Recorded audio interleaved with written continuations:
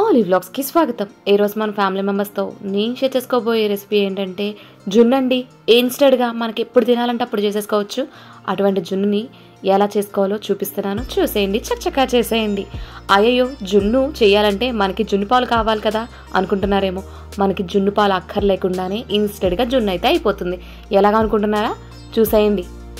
ముందుగా 1.5 కప్పు పచ్చి పాలు అయితే తీసుకుంటున్నాను. చాలా సింపుల్గా అయిపోతుందండి. 15 నిమిషాల్లో మన జున్ను అయితే రెడీ అయిపోతుంది. ఇలా పాలు తీసేసుకున్నాం కదా, ఇందులోని 1/2 కప్పు బెల్లం తురుముకుని వేసుకుంటున్నాను. 1.5 కప్పు పాలకి 1/2 కప్పు బెల్లం తురుము వేసుకుంటున్నాను. వేసేసుకుని ఒకసారి కలుపుకుందాం. ఒకసారి కలిపేసుకుని దీన్ని పక్కకు పెట్టేసుకుందాం. బెల్లం కరగాలి కదా, అందుకు పక్కన పెట్టుకుంటున్నా. ఇప్పుడు 4 ఎగ్స్ని అయితే తీసుకుందామండి. ఈ 4 ఎగ్స్ని మనం మెజర్మెంట్ ప్రకారం తీసుకుంటున్నాం కాబట్టి అన్నీ కూడా ఎంత వచ్చిందా అని చూస్తే నాకు 1 కప్పు వచ్చిందండి. 1.5 కప్పు పాలు, 1/2 కప్పు బెల్లం, 1 కప్పు ఎగ్స్. ఇప్పుడు ఈ ఎగ్స్ని మనం మిక్సీ పట్టేసుకుందాం. మధ్య మధ్యలో ఒక్కొక్క నిమిషం ఆపుతూ మిక్సీ పట్టేశానండి. చూడండి, చక్కగా నురగ కింద క్రీమీ కన్సిస్టెన్సీ అయితే వచ్చేసింది కదా. ఇప్పుడు దీన్ని పక్కన పెట్టేసుకుందాం.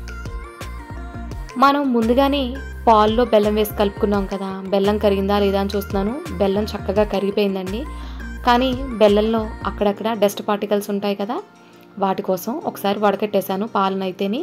చూడండి, దాన్ని మళ్ళీ ఇంకొక గిన్నెలోకి వేసేసుకుని అందులోని మనం మిక్సీ పట్టుకున్న ఎగ్స్ని కూడా వేసేసుకుందాం. ఇందులోని 1/2 స్పూను యాలకుల పొడిని, 1/2 స్పూను మిరియాలను, 1 చిటికెడు ఉప్పు కూడా వేసుకుంటున్నాను. కొద్దిగా వేసుకుంటున్నానండి, చిటికెడే ఉప్పు వేసుకుని ఒకసారి కలిపేసుకుందాం. మీలో ఎవరైనా కొత్తగా వ్యూ చేస్తుంటే లైక్ చేయండి, షేర్ చేయండి, సబ్స్క్రైబ్ చేసుకోండి, పక్కనే ఉన్న బెల్ ఐకాన్ నొక్కండి. ఇలా మిక్స్ చేసేసుకుని ఇప్పుడు కుక్కర్ తీసుకుని అందులో 1 గ్లాస్ వాటర్ పోసాను. అందులో మనం ముందుగా చేసి పెట్టుకున్న జున్ను పాలను అయితే పెట్టేసాం. మూత పెట్టేసి స్టవ్ వెలిగించి ఒక 3 విజిల్స్ రానివ్వండి. 3 విజిల్స్ వస్తే సరిపోతాయి. 3 విజిల్స్ వచ్చేసిన తర్వాత చూద్దాం. జున్ను అంటే చాలా మందికి ఇష్టం కదా. ఇది మనం ఇన్స్టెంట్గా చేసుకుంటున్నాం కాబట్టి ఏం ప్రాబ్లం లేదండి. అదే నార్మల్ జున్ను పాలతో చేసుకుంటే వాతం చేస్తుంది అంటారు కదా. అలా చేయకుండా ఉండాలంటే కనుక మనం జున్ను తినేసిన తర్వాత చిన్న ఆవకాయ ముక్క నోట్లో వేసుకోండి. ఎటువంటి ప్రాబ్లమ్స్ ఉండదు. 3 విజిల్స్ వచ్చేసి ప్రెషర్ అంతా పోయిన తర్వాత చూస్తే ఇలా ఉంది. మన జున్ను అయితే రెడీ అయిపోయిందండి. యమ్మీగాని చూసారా, జున్ను అయితే రెడీ అయిపోయింది. ఉడికిందా లేదా అని చెప్పేసి ఒక చాక్ పెట్టి చూస్తున్నానండి. జున్ను అయితే చక్కగా కుక్ అయిపోయింది.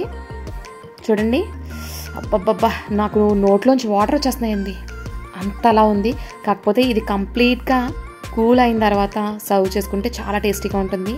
లేకపోతే ఒక 1 అవర్ ఫ్రిడ్జ్లో పెట్టేసి సర్వ్ చేసుకుంటే యమ్మీ జున్ను అయితే రెడీ అయిపోయింది. ఇన్స్టెంట్గా మనకి కేవలం 15 నిమిషాల్లో జున్ను అయితే రెడీ అయిపోతుంది. ఎవరైనా నాలా జున్ను బాగా ఇష్టంగా తినేవాళ్ళు ఉంటే కనుక జున్ను పాలు లేవే అని బాధపడకుండా ఇలా అప్పటికప్పుడు ఎగ్స్తో అయితే జున్ను చేసేసుకోండి. చూడండి, మన జున్ను అయితే రెడీ అయిపోయింది. ఇంకెందుకు ఆలస్యం, సర్వ్ చేసుకోవడమే. Thank you for watching.